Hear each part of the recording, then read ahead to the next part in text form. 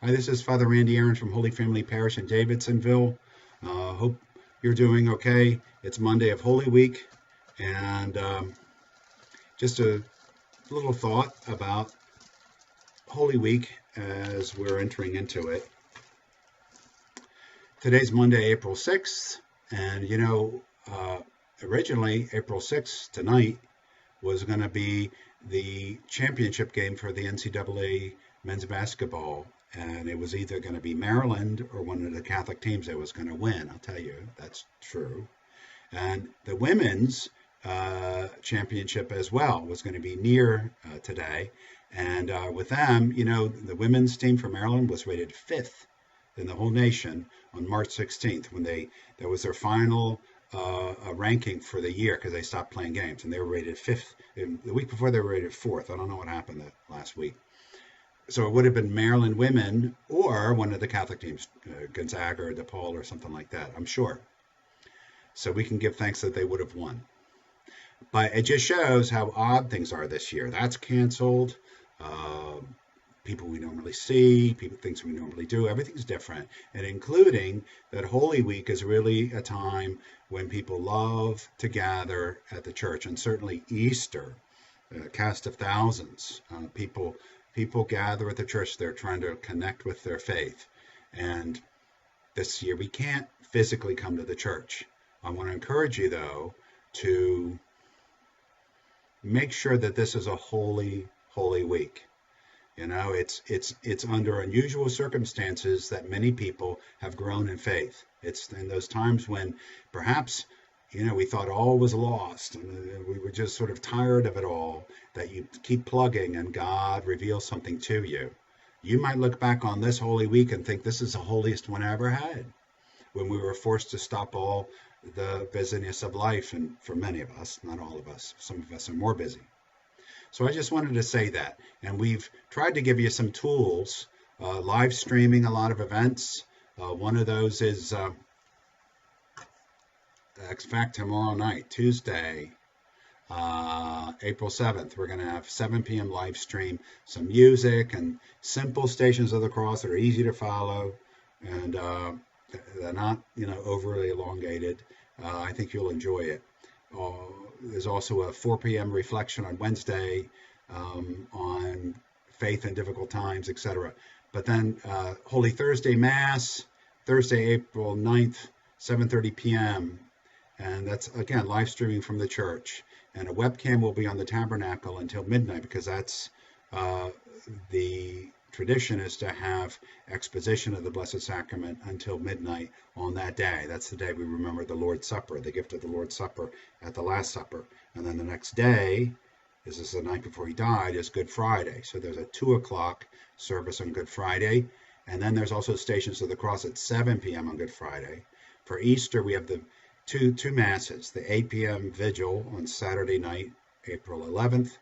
It's an Easter Mass, but it's a little bit longer. And then on Sunday morning, April 12th at 9:15, you can watch it any time, though, 9:15, Easter Mass with a little more of a children's message.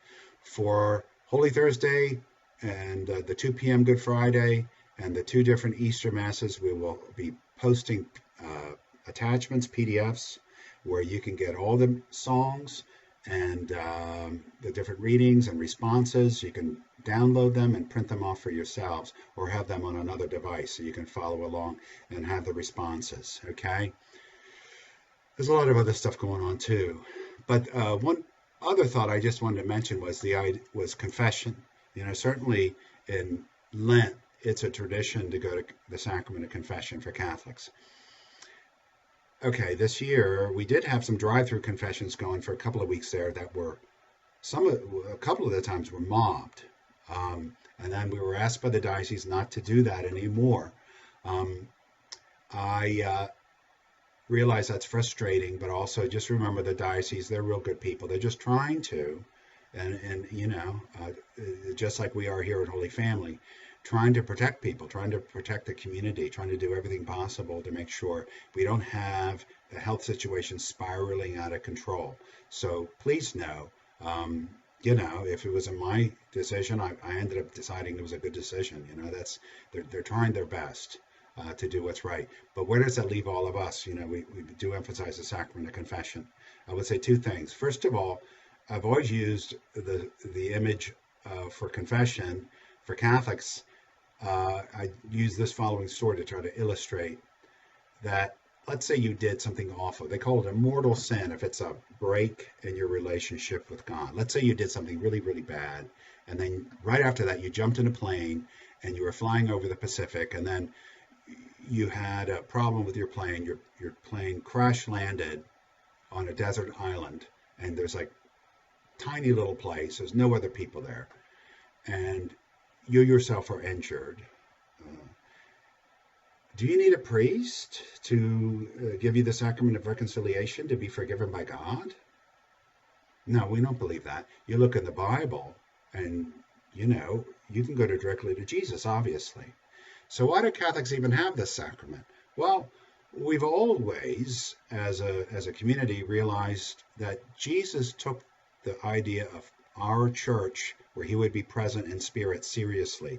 He did not come up with some notion that it was like him and us individually, and that everything else is man-made. The church is man-made. Everything we do is man-made. Jesus himself put the apostles in charge of the church and said, whatever you loose on earth will be loosed in heaven. Whatever you bind on earth will be bound in heaven. He says this, and Peter, you'll be the head of this church. I'm not 100% sure what he meant by all that, but does it sound like he took the church seriously? Yes. And even the idea that his forgiveness could come through the leadership of the church, as much as, I'm a fool, and many times we can be hypocritical. Still, he did the audacious thing of asking human beings to try to help one another in their life of faith, which Christians of any denomination claim that they can do,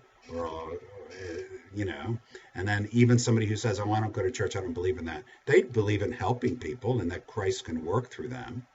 So if you look in the letter of James, chapter 5, it talks about if a local head of a community, and the original word was presbyter, which means leader of a local community, prays over a sick person and anoints them with oil, if they're sick, that their sins are forgiven. So this is even happening, this is even said during the lifetime of the apostles, that they're claiming that the local leader of the local community, Christian community at that time, if they prayed over that sick person, the Spirit of Jesus would work through them to forgive the sins of the person who was prayed for. Doesn't mean that sick person couldn't have turned to Jesus on their own if they couldn't get a hold of the local presbyter and be forgiven. That doesn't mean that at all. But it does mean there's always been an idea that the church was part of helping people in their spiritual lives, including reconciling with God. And I've always thought, I was brought up with this notion that I went to confession when I was 8 years old. I never went again until I was 25. But when I went when I was 25, I really needed to go, I felt. And it was very helpful to me. And after that, I was sold on the sacrament. Why not have someone pray for you? Why does it have to be like an intrusion of the institutional church to simply say, I'm going to go to confession, have someone pray with me? Now, if you have a really terrible experience, that's one thing. But we only allow nice priests to come to Holy Family. So once all this is over, I want you all to stick with this sacrament, or maybe rediscover it, that we want to offer this sacrament to pray with you, because I think we all need prayers. And so I don't like the notion that we're not able to have confession for you all at this time. I would like to be able to do that. It is a wise move that they're saying not to do it right this moment. But when all this is done, it's good to have someone pray for you. We do believe the Spirit of Jesus works through the church. It's not a man-made thing, the church. Jesus gave us the church. He wanted there to be a church, and he's enlivening it with his Spirit. So confession's just part of that. So we'll get you some confessions later. Okay? In the meantime, though, and I got this from a source beyond myself. I was just reading up on this. Some kind of like really higher up people in the church are saying, okay, well, just do an act of contrition as part of your prayers every day. Just make sure you're turning to the Lord. all right? And plan to get to confession when you can, when we're able. One easy act of contrition is, Lord, have mercy on me, a sinner. And just contemplate each day, how I might do that. If you're really in a pinch, I can't do confessions over the phone. That's, when you think about how telephone conversations could be recorded and all this kind of stuff, that's beyond my pay grade. All I know is we can't do that. But if you want spiritual counseling, you can also call me. Call me at the parish. I'll call you right back. Okay?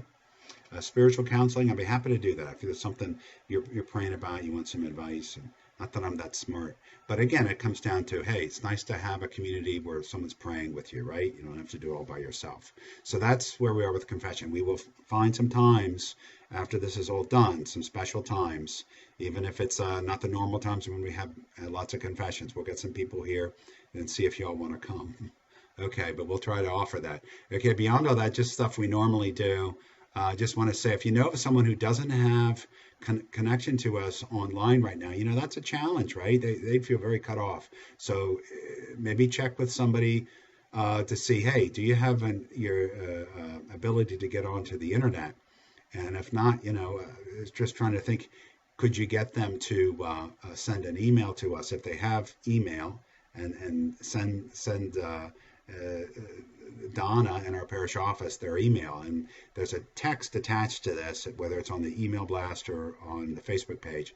They'll send you along, they have the information there for Donna's email for you to send an email to her, putting this on our email blast, putting them on our email blast list.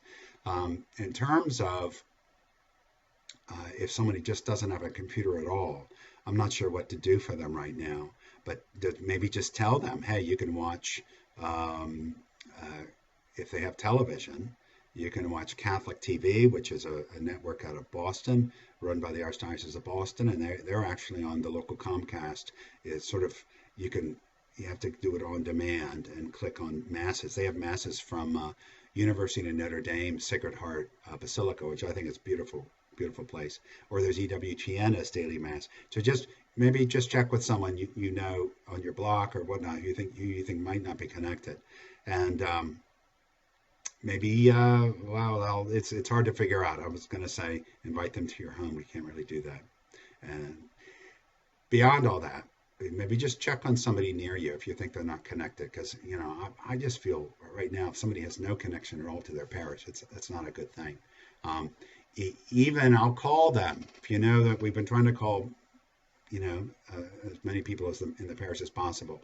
But if you know of someone who feels like they've been cut off this whole time, let me know. Send me a phone number or whatever. I'll call them. I'm happy to. Okay. So hope you have a good rest of your day, and just know this could well be your holiest Holy Week ever. Let's just be open to it and pray about it, and let these extraordinary events of these recent weeks open us up to our need for God and our need for our church and our need to help one another and to be people for others. God bless you and have a good day. Bye-bye.